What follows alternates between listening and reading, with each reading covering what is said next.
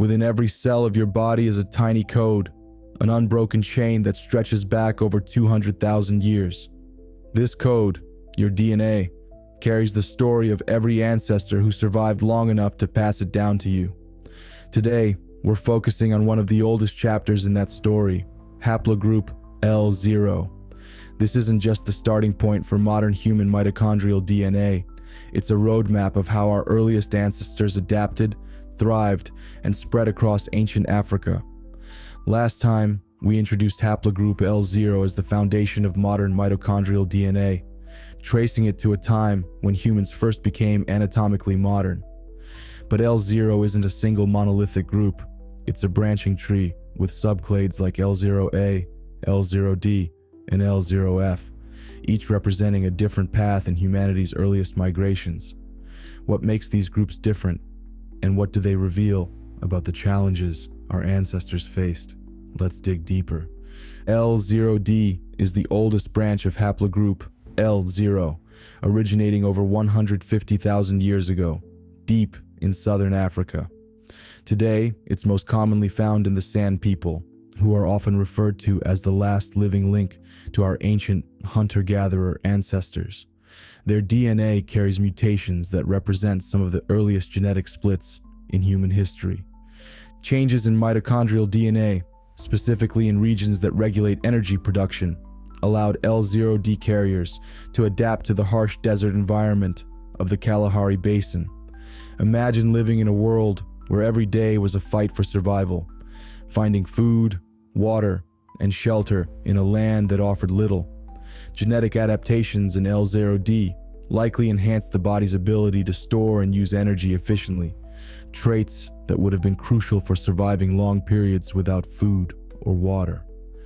Anthropologists have studied the San people extensively, and their way of life offers a window into the distant past. Their intimate knowledge of the land, their ability to track animals for miles, and their use of plant-based medicines are all skills honed by millennia of survival. This isn't just a story of genetics, it's a story of ingenuity and resilience. L0D itself has two primary sub-branches, L0D1, which spreads slightly further into southern Africa and may represent groups that ventured closer to coastal regions, L0D2, a lineage tied more directly to the arid heartland of the Kalahari. These branches reveal how even small groups of early humans diversified as they adapted to their local environments. Fast forward to about 80,000 to 100,000 years ago, and we find the emergence of L0A in East Africa. Unlike the desert-bound L0D, L0A evolved in a region of grasslands, rivers, and fluctuating climates. These early humans faced a different set of challenges. Access to water was more reliable, but competition with predators and other humans could have been fierce. What sets L0A apart genetically are subtle changes in mitochondrial DNA that improve the efficiency of energy production under variable conditions. These adaptations allowed groups carrying L0A to thrive in environments where temperatures and resources could change dramatically from season to season. East Africa is often called the cradle of humanity, not just because of the fossils found there, but because it's where some of the earliest signs of pastoralism emerged. Early L0A groups likely began experimenting with managing herds of animals, such as goats or cattle. This shift from pure hunter-gathering to a semi-settled lifestyle marked a turning point in human history. It allowed populations to grow and spread, and their genetic legacy carried forward.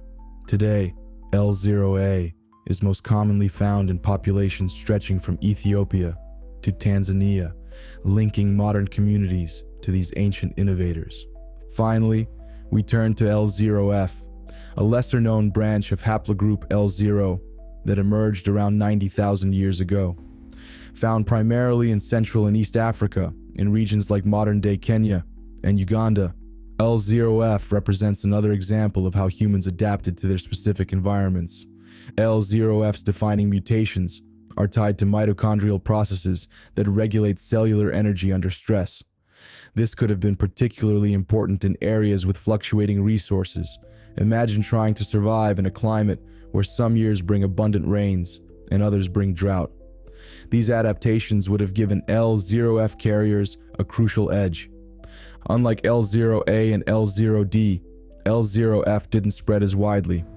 Its lineage is found today in smaller, more isolated populations, which suggests that L0F groups remained relatively stationary, perhaps forming tight-knit communities that relied heavily on local resources. This tells us something critical. Not every group needed to migrate far to survive. Some stayed, adapted, and left behind unique genetic markers that remain with us today. With such ancient origins, you might wonder why L0 doesn't have dozens more subclades. The answer lies in the realities of early human life. Small populations, isolation, and environmental pressures meant that many genetic branches simply didn't survive. Diseases, natural disasters, and competition for resources likely wiped out entire lineages, leaving behind only the strongest or luckiest. But that doesn't mean there aren't undiscovered branches. Recent research has uncovered rarer subclades like L0K, found in isolated Khoisan communities. These hidden lineages remind us that our understanding of ancient human genetics is still evolving. The story of L0 isn't just about mutations and migrations. It's about how humans adapted to a changing world. L0D shows us how early humans conquered deserts. L0A highlights the beginnings of innovation with early pastoralism.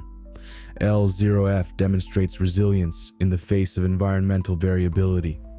Together, these subclades paint a picture of survival, adaptation, and progress. What's more, L0 offers a unique perspective on the human family tree. It's not just about where we came from, it's about how we got there.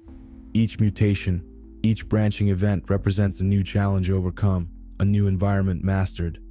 We've explored L0 in detail, but this is just the first chapter in humanity's genetic journey. Next, we'll shift gears and look at the Y chromosomal lineage, A00, one of the oldest male lineages ever discovered. How does A00 fit into this story? And what can it tell us about the earliest men who contributed to our genetic history? Stay tuned as we continue piecing together the incredible puzzle of human evolution. Your DNA is part of this story, and it's one we're just beginning to understand.